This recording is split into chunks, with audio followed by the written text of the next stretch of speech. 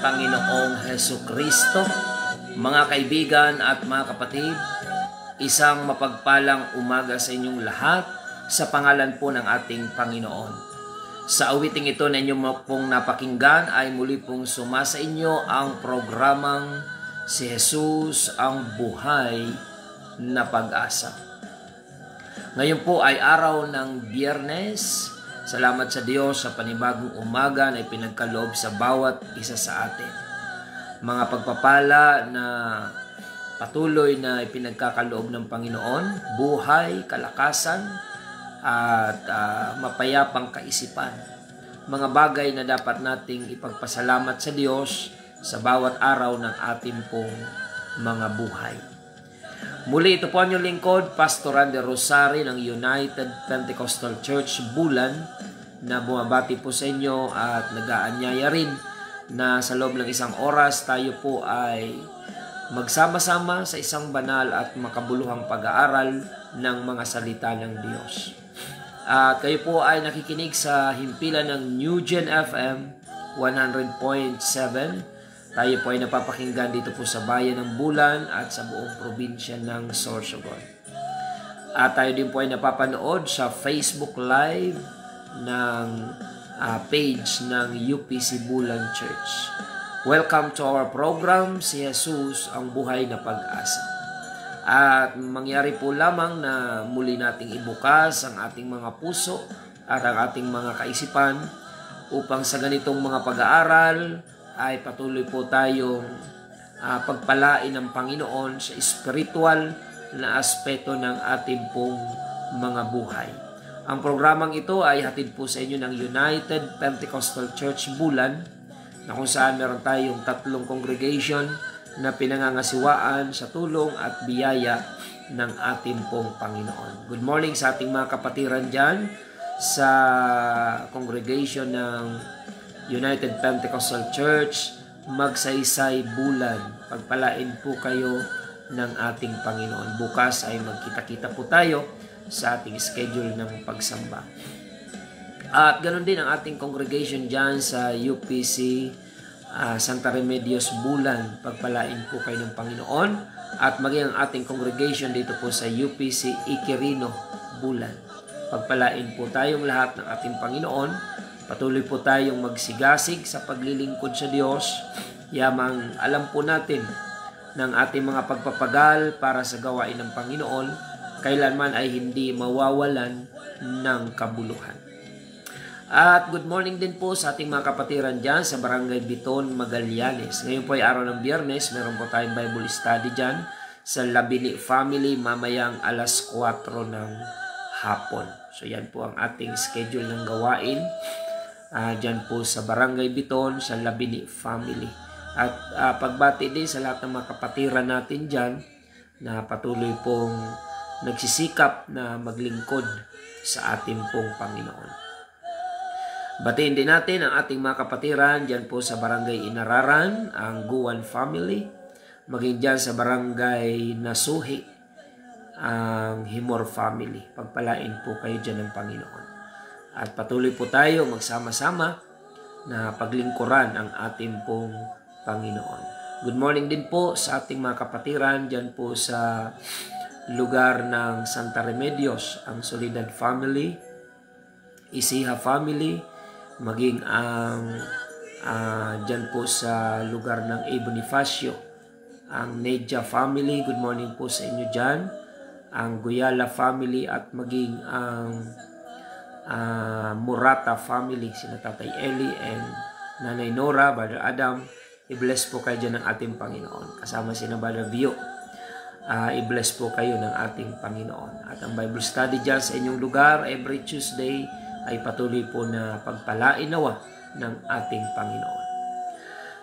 At sa mga nais pong makadalo sa ating pong pagsamba sa Panginoon, ang UPC Bulan ay may 3 batch ng pagsamba mula po Sabado at hanggang Linggo. Ang ating pagsamba araw ng Sabado, dyan po sa UPC Magsaysay Bulan, alas 6:30 ng umaga ang ating pong gawain. At dito naman po sa Iquirino Bulan, ang ating pagsamba ay Sabado alas 8 ng umaga. At pag-araw naman po ng linggo, ang ating pagsamba ay dyan po sa UPC Santa Remedios Bulan. Sa tapat po yan ng Bulan Gymnasium. Araw ng linggo, alas 7 ng umaga, ang ating pong gawain po dyan. So, may 3 batch po kayong pagpipilian. Depende po sa inyong available na panahon at sa inyong location, mga kapatid, kung saan po kayo malapit. At salamat po sa Diyos na patuloy po ang paglago ng gawain ng ating Panginoon. Patuloy lang po tayo manalangin at gawin po natin ang kalooban ng Diyos sa paghayo. At yung mga Bible study teachers ng church, patuloy po kayong i-bless ng ating pong Panginoon. Lahat ng mga Bible study teachers, cell group leaders, departmental leaders, na patuloy pong nagiging katuwang natin sa pagpapalaganap ng Ebanghelyo dito po sa bayan ng Bulan and the whole province of Sorsogon. I-bless po kayo ng ating Panginoon. Batiin din natin lahat ng mga UPC pastors na nasasakupan po ng inyong lingkod bilang sectional presbyter. Lahat ng mga UPC pastors sa probinsya ng Catanduanes, Albay, and Sorsogon. Good morning po sa inyong lahat. Aking mga kapwa manggagawa sa ubasan ng Panginoon, patuloy po kayong pagpalain sa inyong kasipagan na humayo at patuloy na magdala ng Ebanghelyo sa bawat tahanan sa mga lugar na inyo pong pinagpapastoran. At sa lahat ng mga kapatiran, patuloy lang po tayong magpakatatag. May mga testing na darating sa ating pananampalataya upang ugain ang ating pong pundasyon. Ngunit kung tayo ay nakatayo sa matatag na pundasyon at nakaugat sa pananampalataya, yung mga testing na yan ay patuloy nating ma-overcome sa tulong ng ating Panginoon. Bahagi ng paglago, may mga disappointment, may mga katitisuran na maaari tayong maobserbahan. Part po yan ng ating proseso ng paglago sa gawain ng Panginoon. Sapagkat wala pong perpektong simbahan, walang perpektong samahan, mga kapatid. Ang tanging perpekto ay ang Diyos lamang, na dapat sa Kanya tayo nakatingin at huwag sa mga bagay ng sanlibutan o sa ating kapaligiran lamang. Sa Panginoon tayo tumingin, sabi ni Apostol Pablo or in Hebrews, mga kapatid. At ang Book of Hebrews ay pinaniniwalaan ding sulat pa ni Apostol Pablo. Looking unto Jesus, the author and the finisher of our faith. Sa Panginoon tayo tumingin na Siya ang author and the finisher of our faith. Purihin ang Panginoon. Patuloy po tayo sa ating programa. At ang ating mga viewers online, okay, pakishare-share na lang po ng ating episode ngayong umaga, mga kapatid. Amen. Good morning kay Sister Evelyn Valencia Punsalan. Thank you for watching. Sister Joseph Pabro. Brother Bert Lasin. Good morning. Brother Ray Galo Sr. Thank you for watching. Sister Jean Tendero. Good morning. Sister Regine Chuji ng UPC Japan. Good morning. Sister Siren. Pagpalain ka ng Panginoon dyan sa Caloocan. At Magister Lita Sultan. Good morning. Sister Virgie Flores. Good morning. Sister Ruth Almoraji dyan sa Pasig, pagpalain po kayo ng Panginoon. Sister Rebecca Montemor. Sister Dolor Quezon, good morning. Sister Zenaida Obado Doctolero. Sister Nancy Dangla. Pastor Joel Tinoco. Thank you for inviting your friends to watch our Facebook Live this morning. Sister Eileen Zabala, thank you for watching. Praise the Lord. Sister Angelita Liguro, Brother Felix Musa sa Saudi Arabia, thank you for watching. Sister Eden o Mama Eden Manata, ang aking tiyahin, good morning. Pagpalain ka po ng Panginoon and family. Sister April Santos, good morning. And also watching Sister Jane Ioy and Sister Ruth dyan po sa Zone 7. At batiin din natin ang mga kapatiran dyan sa Zone 7. Ang Julian family, ang Hischada family, Galicia family, Ritoma family, maging ang Guyal family. I-bless po kayo dyan ng ating Panginoon. Praise the Lord. Brother Ruli Magkayan and Sister Christy and family, good morning. Thank you for watching. And also Sister Lani Bituon Julian sa Rojas City, good morning. Si Claro Alde Pagasartonga, thank you for watching. Pagpalain po kayo ng Panginoon. Sister Elena Basco Balidyong Malapitan, pagpalain po kayo ng Panginoon. From UPC Guimaras. Si Evan Nisor, good morning. Brother Marvin Santos, good morning. Thank you for watching. Brother Alvin Yandiral.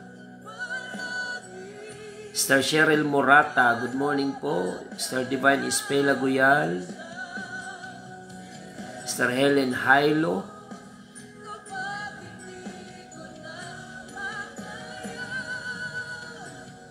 Praise the Lord. Sister Jen Cortez, ayan. Agamata, thank you for watching. Si Dave Base, watching right now. Thank you for watching. Tofe Mendoza, thank you. Bing Viv Cambalo, watching from Guimaras Island. Ayan. Praise the Lord, pagpalain po kayo ng Panginoon. From Palawan, Puerto Princesa, Brother Daniel Marahay, thank you for watching. Brother Reuben Gordola sa Santa Remedios, thank you for watching. Pagpalain ka ng Panginoon.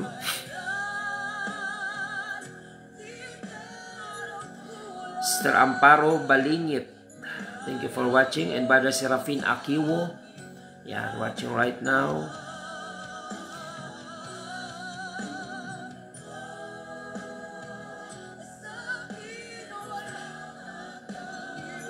Sister Yuli Albao, good morning. Watching from General Trias, Cavite. Brother Ronald Galam Hipolito. Sister Giselle Riverente and Brother Alvin, thank you for watching. Ayan. Praise the Lord.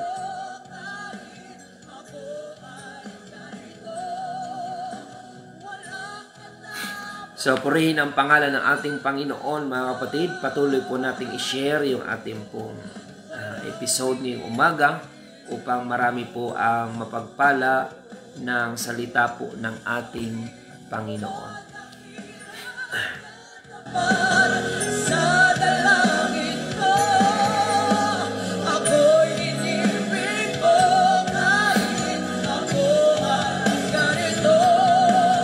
Tayo po ay manalangin, mga kapatid, sa ating pong pagpapatuloy. Bago tayo dumako sa salita ng ating Panginoon, tayo po ay manalangin, mga kapatid. Panginoong Jesus, ngayong umaga kami po ay nagpapasalamat muli sa magdamag na pag-iingat mo sa amin, sa kapayapaan, at patuloy mong pagkilos sa aming pong mga buhay. Panginoon, patawarin mo po kami sa aming mga pagkukulang, pagkakasala sa iyong harapan. Linisin mo po, Diyos, ang aming mga puso at isipan. Gawin mo po kaming karapat-dapat, Panginoon, sa iyong harapan sa umagang ito. At kasama ng aming mga taga-subaybay, nawa ay patuloy kang kumilos sa kanilang mga puso. Hipuin mo ang kaisipan at puso ng bawat isa at sa mga hindi pa nakakakilala sa iyo, Panginoon. Gamitin mo po ang programang ito upang maging kasangkapan na marami pang mga tao ang tawagin mo upang magtamo ng kaligtasan. Dalangin din po namin ang mga may taglay na suliranin ngayong umaga, ngunit nagbibigay ng panahon upang pakinggan ang programang ito. Pagpalain mo ang bawat isa, yung mga nasa kagipitan. Ikaw po ang patuloy na mag-provide ng pangailangan. At ganoon din ang mga nasa karamdaman, Panginoon. Pagkalooban mo po ng kagalingan sa umagang ito. In the name of our Lord Jesus Christ, we declare your healing and miracle and even provision sa pangangailangan ng aming mga viewers and listeners. Maraming salamat, Panginoon. Ganoon din ang mga nakasubaybay ngayon sa radyo, sa mga malalayong barangay na naabot ng frequency ng New Gen FM 100.7. Dalangin po namin ang iyong malayang pagkilos.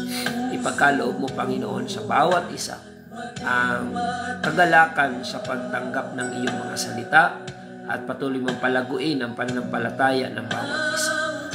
Maraming salamat po, Panginoon. Sa iyo lamang namin iniaalay ang lahat ng papuri, pagsambat, pasasalamat. In the name of our Lord Jesus Christ we pray. Amen and amen.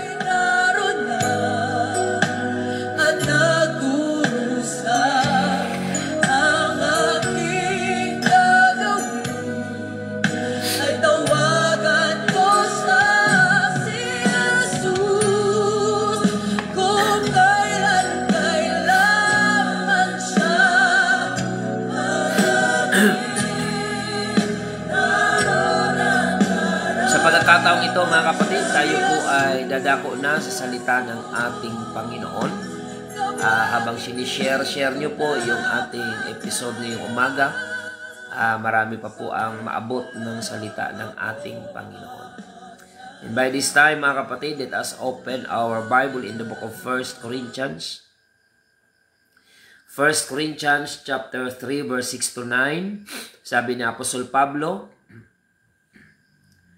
I have planted, Apollos watered, but God gave the increase.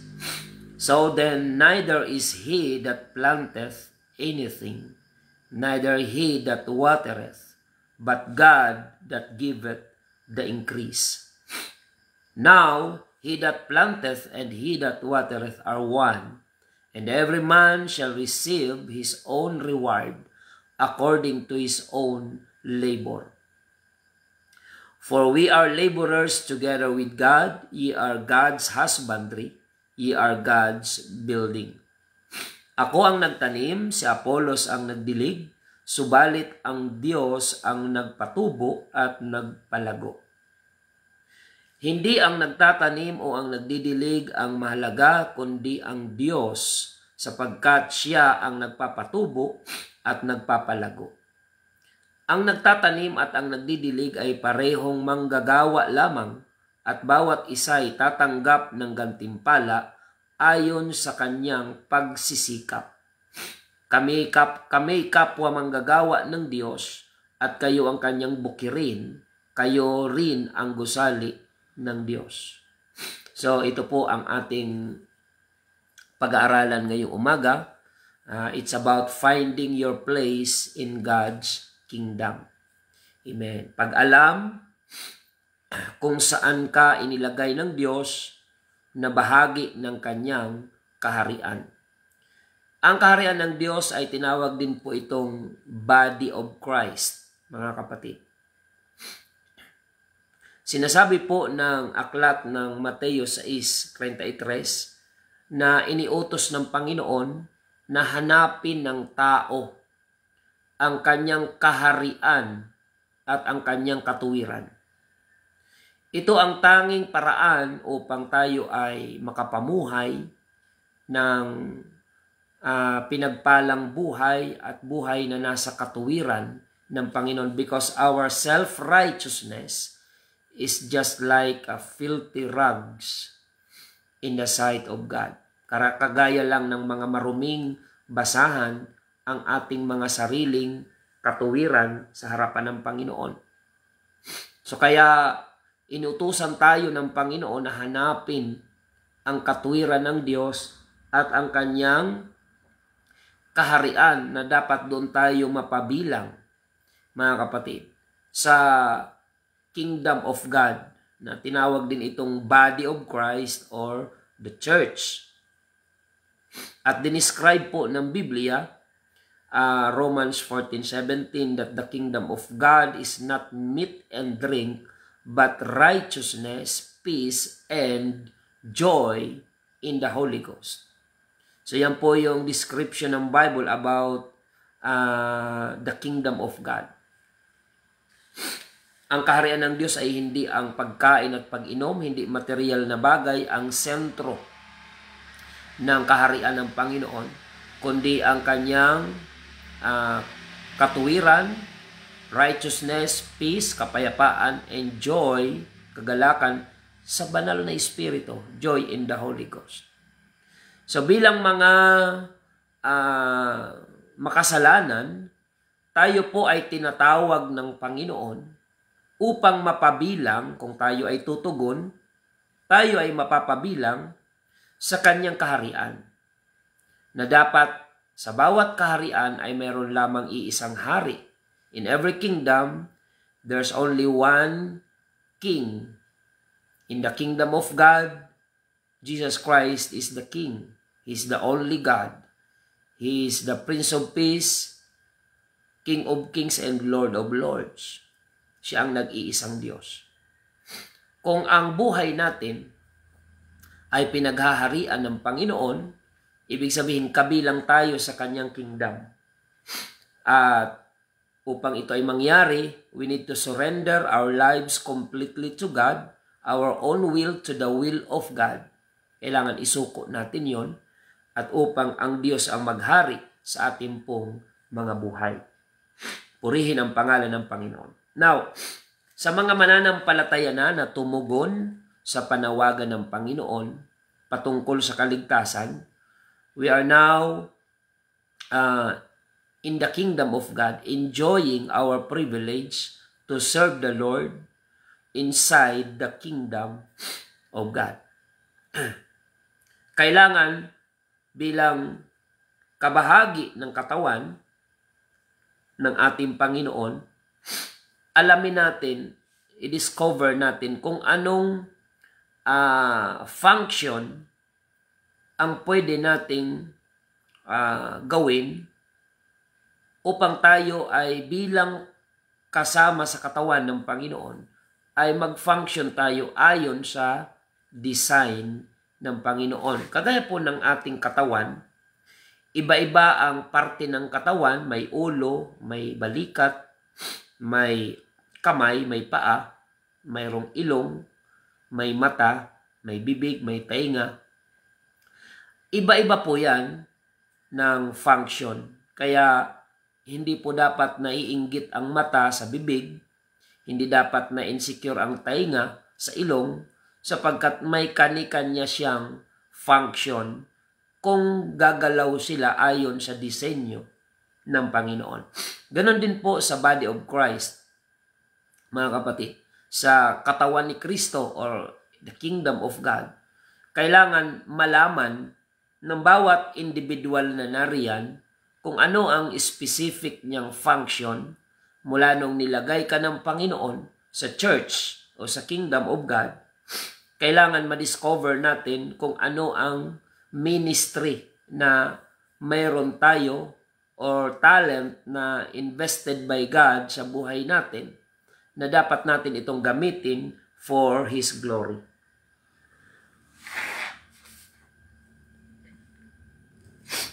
Patuloy tayo mga kapatid sa ating pagtalakay.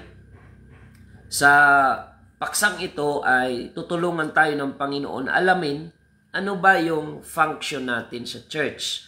Kasi yun lang yung paraan para ma-enjoy natin ang gawain ng Panginoon. Kasi may mga tao po na boring sila sa church, hindi nila alam kung ano ang kanilang specific na function. Kahit nga sa paglaro ng basketball mga kapatid, o sa lahat ng mga sports, mayroong mga specific na function ang bawat naglalaro. O sa basketball, mayroong rebounder, mayroong tinatawag na tagadala ng bola, may shooter, mga kapatid. Bawat isa dyan ay mayroong function. Hindi ka lang dyan takbo ng takbo, na porkit nagtatakbuhan, tatakbo ka rin, na hindi mo alam kung ano ang specific mong function. So mga kapatid, tayong mga Gentile, sabi po ng Biblia, that the Gentile, in Ephesians chapter 3 verse 6, should be fellow heirs and of the same body, and partakers of His promise in Christ by the gospel. Na ang mga hintil ay mga tagapagmana at mga kasangkap ng katawan, at mga may bahagi sa pangako na kay Kristo Jesus sa pamamagitan ng Ebanghelyo. So tayong mga Gentile Hindi tayo belong sa mga Hudyo or Israel. Ang Israel ay may different dealing ang Panginoon sa kanila. Yung way of salvation ng Israel is by race. Pero ang mga Gentile, our salvation is by grace.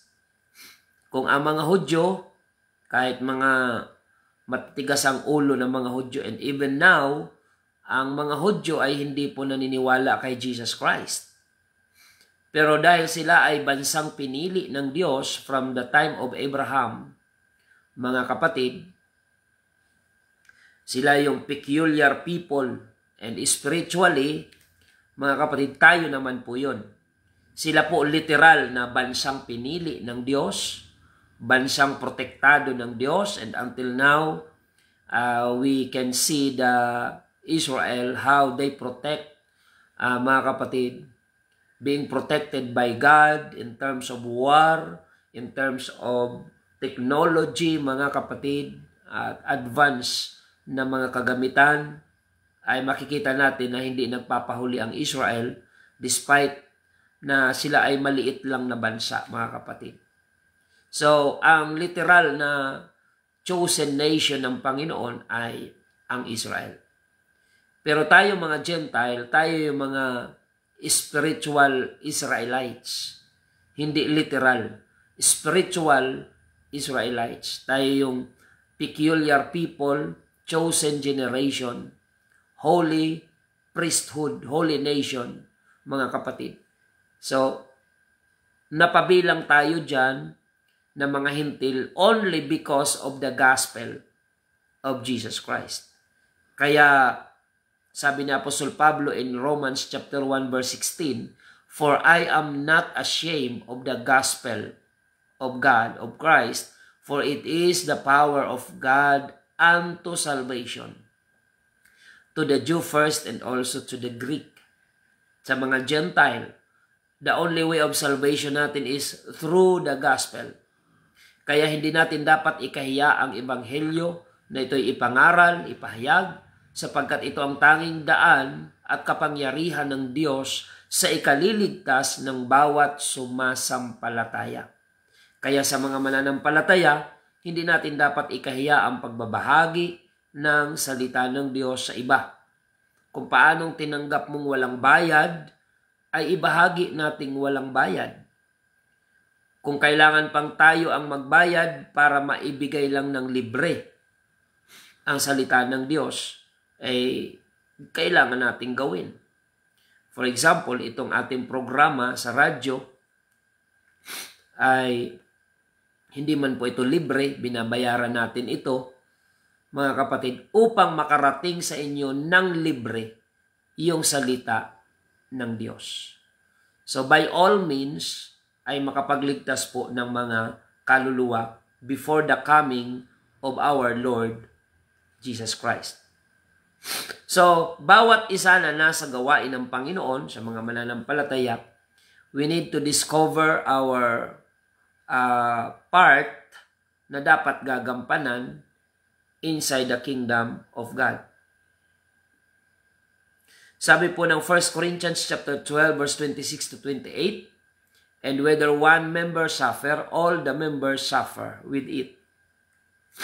Or one members be honored, all members rejoice with it. Now ye are the body of Christ and members in particular. And God hath set some in the church, first apostles, secondarily prophets, thirdly teachers, after that miracles, then gifts of healing, helps, governments, diversities of tongues." Kung ang isang sangkap ay nagdurusa, nasasaktan ang lahat ng mga sangkap. At kung ang isang sangkap ay pinaparangalan, nagagalak ang lahat ng mga sangkap. Kayo nga ang katawan ni Kristo at bawat isa'y sama-samang mga sangkap niya. At ang Diyos ay naglagay ng ilan sa iglesia, una-unay mga apostol, ikalaway mga propeta, ikatlo'y mga guro, saka mga himala, saka mga kaloob na pagpapagaling, mga pagtulong, ayan, mga pamamahal at iba't ibang mga wika. So yun po mga kapatid, makikita natin yung different function ng iba't ibang bahagi, pero sila ay gumagalaw ayon sa kalooban ng ating pong Panginoon. Kagaya ng ating mga body parts, mga kapatid. Kapag ang ating mga parte ng katawan ay hindi nag-function, nagiging mapabigat ito sa ating pagkilos ng buong katawan. For example, hindi natin minamaliit yung kalagayan ng mga stroke patient, mga survivor ng stroke. Nakakakita tayo ng mga tao na nakaranas ma-stroke, hindi nila maigalaw yung paa. So ano ang nangyayari sa kanilang katawan? Hindi sila makakilos ng normal, nagiging pabigat sa kanilang buong katawan yung paa. Halimbawa, na stroke, ang naapektuhan ay yung kanang paa. Hindi siya makalakad, mga kapatid, dahil hindi nagko-cooperate yung kanyang paa. Yung buong body ay nagsasuffer dahil yung paa ay hindi nag-function. Mga kapatid, ganun din yung ibang na-stroke, ang naapektuhan ay yung kamay. Mga kapatid, ang iba nga niyan ay kalahati ng kanyang katawan ay walang malay. Kumbaga, patay yung kanyang kalahati ng katawan. Yung kamay hindi nga po maitaas. Marami akong nakikita niyan, mga kapatid, na yung kanilang kamay hindi na siya cooperating, hindi na siya maigalaw ayon sa command ng kanyang isip. Kasi ang galaw ng ating katawan ay utos yan ng isip. Yung command ay nanggagaling sa isip. So, kapag sinabi ng isip na itaas ang kamay, na itataas natin ang ating kamay. So, hindi na siya nagko-cooperate. Ganon din sa church, kapag may mga parts ng body na hindi na cooperating doon sa command ng head o ng isip, nagiging mabigat yung pagkilos ng buong katawan. Kaya sa church, yung mga hindi cooperating, pabigat sila sa paglago. Yung paglago ay dahil sa pagkakaisa ng mga taong bahagi sila ng katawan ng ating pong Panginoon. Halimbawa, pag sinabi ng head, o ang start ng simba natin ay alas 7. Kung ikaw ay bahagi ng katawan, darating kang alas 9. So, isa ka sa pabigat ng paglago ng gawain ng ating Panginoon. Mga kapatid. So, halimbawa, sinabi ng head na tayo ay mag-Bible study. Ayan. Ang usapan sa Bible study ay alas 8. Dumating kang alas 10 bilang bahagi. Ikaw pa naman yung MC, ikaw pa naman yung, sa halimbawa, parte ka ng program. So, ikaw ang naging pabigat doon sa paglago ng gawain sa Panginoon. Ang hindi natin pag-function as member of the body ay nagpapabigat tayo sa paglago ng katawan ng ating Panginoon. Kaya may mga church po na stagnant dahil yung mga members of body na supposed to be ay kikilos ay hindi nag-function. Kaya yung katawan, imagine yung buong katawan mo, ayaw kumilos ng paa mo, ayaw kumilos ng kamay, ayaw kumilos ng balikat mo, yung bewang mo kumbaga hindi mo maigalaw. So mga kapatid, anong klaseng katawan mayroon? Anong klaseng body ang mai-imagine nyo kung ayaw gumalaw ng tuhod, ayaw gumalaw ng paa, yung mga daliri sa kamay ayaw gumalaw, ay nagmimistulang patay, mga kapatid, yung katawan. That's the reason why may mga churches na stagnant, nagbibilang ng ilang dekada pero hindi lumalago. Bakit? May mga parts of body na ayaw mag-function. O di kaya naman, kapag ang problema ng church ay leadership, mga kapatid, nagkakanya-kanya ang bahagi ng katawan. Kumbaga, pag ang nagmamalfunction ay ang leadership, ang bawat member ng body ay may sari-sariling galaw. Imagine nyo po, example na lang, yung leadership political ngayon sa ating bansa. Because meron tayong weak na leader, kaya yung kanilang mga nasasakupan ay may kanya-kanyang galaw na hindi alam ng leader. Ayan. So mga kapatid, napunta tayo sa matinding corruption, walang malay yung leader. Kapag weak ang leader, di ko alam kung wala ba talagang malay o nagmamaang-maangan, mga kapatid, sa mga corruption na nangyayari. Pero alam nyo, kapag ganyang nagsisisihan na, mas pipiliin mo ng maang-maangan kaysa aminin na alam mo at pinabayaan mong mangyari. Yan ang problema ngayon sa leadership sa ating bansa. Kaya yung mga parts ng body, yung mga member na nasakupan ng leadership, may kanya-kanyang galaw dahil walang strong command from the head. So, ang Panginoon ang ating overall head in terms of spiritual leadership. At naglagay ang Panginoon ng mga leaders sa church to supervise the body of Christ. Mga kapatid, at bawat member ng katawan must function according to the design of the Lord sa kanyang buhay. Kaya sa church, naandyan yung mga talented na tao na kailangang i-manage ng leadership. Kasi kung may mga talented na tao sa church, kapag walang maayos na leadership, ay nagre-resulta yan ng kaguluhan. Imagine, puro talented, puro magagaling, pero walang kinikilalang strong leadership, kanya-kanyang pagalingan, kanya-kanyang kilos, mga kapatid, na hindi ayon sa command ng ating pong Panginoon.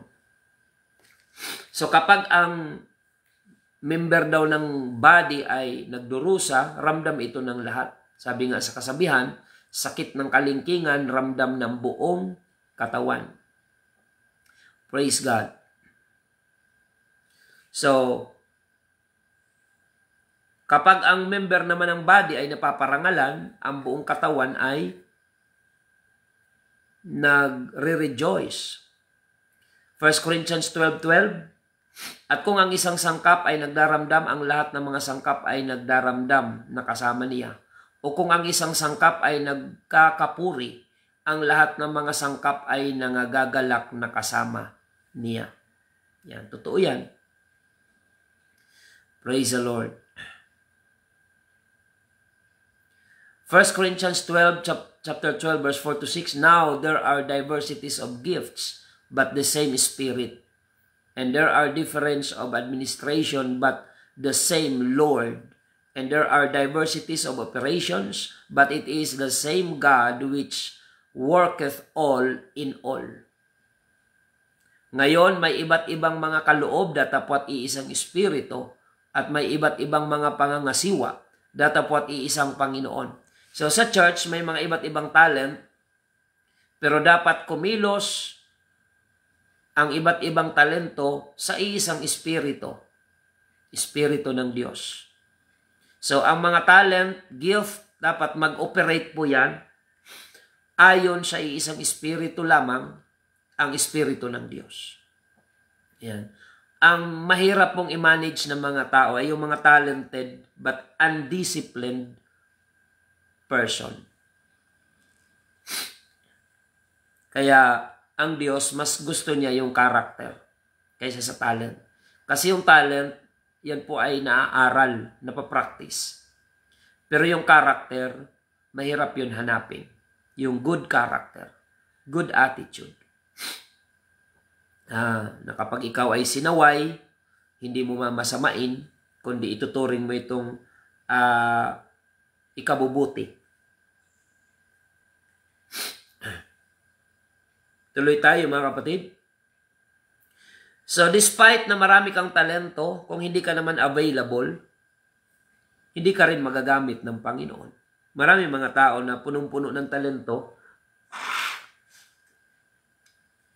Ang problema ay hindi man sila available sa Panginoon. In the book of Isaiah, ang Panginoon ay naghahanap ng kanyang susuguin at naghahanap ng kanyang uutusan. Isaiah chapter 6 verse 8, Also I heard the voice of the Lord saying, Whom shall I send, and who will go for us? Then said I, Here am I, send me. Napakagandang ipinakita ni Isaiah yung example, how to be available for God. At narinig ko ang tinig ng Panginoon na nagsasabi, Sino ang aking susuguin at sino ang paroroon para sa atin? Nang magkagayoy sinabi ko, narito ako, suguin mo ako. So hindi uso kay Isaias yung pag inutusan magtuturo ng iba. Minsan ganun sa church inutusan mo yung isa, ituturo naman yung isa. Pastor, si ganito na lang, hindi ko yan magagawa, si ganito na lang. Yun ang kanyang expertise ay magturo. Hindi magturo, kundi magturo. Kapag obligasyon, ituturo ang iba, pero pag karangalan, ay aangkinin yung para sa iba. So, hindi magandang attitude yan, mga kapatid. We need to make ourselves available for God. Kasi sa ayaw natin sa gusto, dapat may gumamit sa atin. Kung hindi tayo gagamitin ng Diyos, wala namang ibang pwedeng gumamit sa atin. Ang dyablo. Kaya sa mga nagsasabing mananampalataya pero ayaw magpagamit sa Diyos, sigurado ang dyablo ang gagamit sa inyo. Dahil hindi pwedeng walang gagamit sa inyo. Kaya sa church, yung mga ayaw magpagamit sa Diyos, ginagamit ng dyablo. Pero nasa loob sila ng church. Nagkikreate ng division, nagkikreate ng confusion. Kasi ayaw nilang magpagamit sa Diyos, pero andun sila sa body. Kaya gagamitin sila ng dyablo to destroy the body of Christ. Kaya sa mga mananampalatayang narito, magpagamit po kayo sa Panginoon. Taga-subaybay, kung kayo ay mga mananampalataya na, mga kapatid, find your place in the kingdom of God. Alamin nyo kung saan kayo pwedeng makatulong sa church. Kung kayo ay maraming mga connection, makatulong yan for evangelism. Makapag-open kayo ng maraming Bible study at i-report nyo sa inyong pastor. Pastor, mayroon akong nabuksan na Bible study. With the approval of your pastor, magpagamit po kayo sa Panginoon. At isa rin sa dahilan kung bakit may mga talented sa church na hindi magamit-gamit dahil nakikita ng pastor yung bad attitude ng taong may talento. Kasi may mga nagtatanong din sa akin tungkol dyan. Pastor, mayroon akong talent pero hindi ako ginagamit sa church. Kausapin mo yung pastor mo. Baka may problema ang attitude mo. Yan. Kasi wala pong pastor na ayaw gamitin yung talented na tao sa church. Maliban na lang kung may bad attitude, yung hindi magandang espiritu, although talented ka, pero sumasagot-sagot ka sa leader, binabara-bara mo yung leader, o di kaya mapagkunwari ka sa leader, check your attitude. Kapag okay naman ang talent mo, pero hindi ka ginagamit sa church, i-check mo yung attitude mo. Dahil sigurado, walang pastor na tumatangging magpagamit sa Diyos ang isang member kung maayos ang lahat. Magpasakop, baka hindi ka naman loyal. Ayan. Baka may problema ka sa karakter, sa attitude, sa espiritu mo. Ayan. Kasi ang talento andyan na Pero bakit hindi ka magamit? May problema. So, i-check mo yung sarili mo. Talk to your pastor. Seek for advice. At kung kailangan kang sawayin, tanggapin mo. Upang mapakinabangan ng Diyos ang talentong ibinigay niya sa iyo, dahil kung hindi, ang dyablo rin ang gagamit sa iyo. Kaya may mga tao, may mga church na nasisira, nadi-divide. Bakit? May mga tao sa church na talented, pero hindi magamit ng Diyos dahil hindi magandang espiritu. Kaya ang gagawin ng dyablo, gagamitin sila ng dyablo habang nasa loob sa church, ng church to destroy the body of Christ. Yan po ang danger. Kaya may mga nababalitaan tayo ng mga samahan na nagkakasira-sira. Bakit? Kasi may mga talented dyan na instead na magpagamit sa Diyos, yung talent nila ay ginamit ng dyablo to destroy the body of Christ. So sana ay maunawaan po natin. Kung ikaw ay talented and you are willing to be used by God, talk to your pastor. Submit to your pastor. Kung pagalitan ka, ano ngayon? Pastor mo yun eh. Kung pagsabihan ka at sawayin, walang problema doon. Huwag mong masamain. Tatay mo yun eh, na nagsasaway sa iyo, mga kapatid. Huwag kang lilipat ng church porket may talent ka. Ay, pastor, walang ibang gitarista dyan. Pag umalis ako dyan, wala lang gitarista sa church. Pwede naman magsimba ng akapela kung magmamalaki yung may mga talento sa loob ng simbahan, mga kapatid. Never ang Diyos na naghahabol ng talent ng tao kapag may bad attitude. Sapagkat ang talento lahat mayroon ang tao, galing yan sa Panginoon. Mga kapatid. So yan po, i-discover natin kung saan tayo mag-function. Kung ikaw ay may talent sa pag-awit, ay gamitin mo yan na may magandang espiritu. Gamitin mo yan na may pagpupuri sa Panginoon at hindi para itaas ang iyong sarili. Kung ikaw ay may talento sa leadership, gamitin mo yan.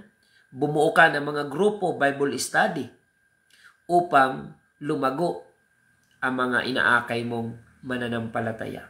Kung may talent ka pagdating sa public speaking, gamitin mo yan. Magturo ka ng salita ng Diyos sa mga tao.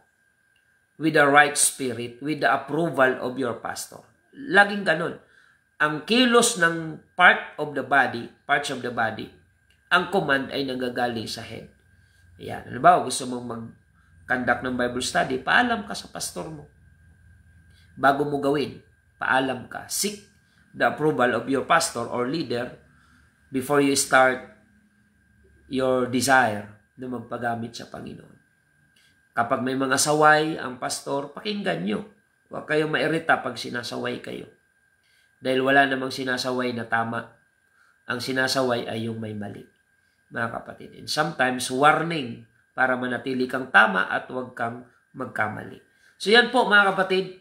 Find your place in the kingdom of God. If you want to enjoy your Christian life, kailangan ma-discover mo kung ano ang function mo sa church. Hindi ka nasa church para pamparami ng attendance. Hindi ka nasa church para pampakintab ng upuan, kakaupo lang. Tayo ay mga kamanggagawa sa ubasan ng ating pong Panginoon. So mga kapatid, yan po muna ang ating natalakay ngayon. So I hope na matulungan po kayo ng topic na ito to find your place in the kingdom of God. Purihin ang pangalan ng Panginoon. Tayo po ay manalangin sa umagang ito.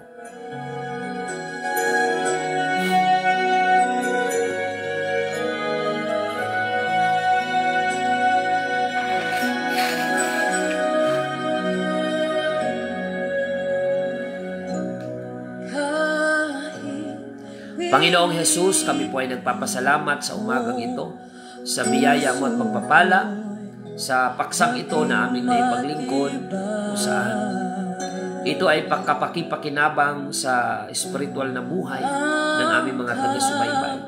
Help them to find their place in your kingdom, na sila ay mag-function according to your design and according to your will. Lahat ng mga nakasubaybay ngayon na may kinabibilangang local church, patuloy mo silang tulungan na maging katuwang ng kanilang pastor sa pagpapalago ng iyong banal na kaharian. Salamat po, Panginoon. Pagpalain mo ang paksang ito at naway mapagbulay-bulayan ng aming mga kapatid at mga taga-subaybay ang iyong kalooban sa kanilang buhay paglilingkod habang naghihintay po kami sa iyong pagbabalik. Salamat, Panginoon. Pagpalain mo lahat ng mga simbahan ng United Pentecostal Church na ngayon ang kanilang mga members ay nakasubaybay sa programa. I-bless mo po sila. At ang mga lokal na church ng UPC sa iba't ibang panig ng mundo ay pagpalain mo. Mga kapwa naming kamanggagawa, pastors ay pagpalain mo. Marami pang kaluluwa ang aming maakay bago dumating ang iyong pagparito. Salamat, Panginoon, purihin ka. Bless our viewers online and our listeners on air. In the name of our Lord Jesus Christ, we pray. Amen and amen. Mga kapatid, salamat sa inyong pagsubaybay. Thank you for sharing our episode today. Pagpalain po kayo ng ating Panginoon. At inanyayahan po namin kayo sa ating mga pagsamba sa Panginoon. Bukas, araw ng Sabado, ang ating pagsamba dyan po sa UPC Magsaysay, Bulan, alas 6:30 ng umaga. At bukas pa rin, Sabado, dito po sa UPC Iquirino Congregation, alas 8 ng umaga. At pagdating ng Linggo, dyan po tayo sa UPC Santa Remedios, Bulan, alas 7 ng umaga, araw ng Linggo. Thank you for watching, Sister Belen and Brother Bert Apolinar. Ako, pagpalain po kayo ng Panginoon. At sa lahat ng mga humabol, Sister Remy Camia, Pascal, Dorina, Palomado, ayan. Pakishare-share na lang po, Sister Miguela Mira from Italy. Thank you for watching. Pagpalain kayo ng Panginoon. At dito tayo nagtatapos. Ito po ang inyong lingkod, Pastor Ander Rosario ng United Pentecostal Church Bulan, na nagpapasalamat sa inyong pagsubaybay at lagi nating tandaan na tanging si Jesus lamang po ang ating buhay na pag-asa. Kapag hindi ko na makaya, sa Kanya lang ako aasa.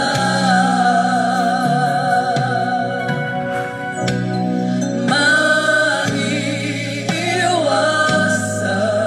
ba ang dulo?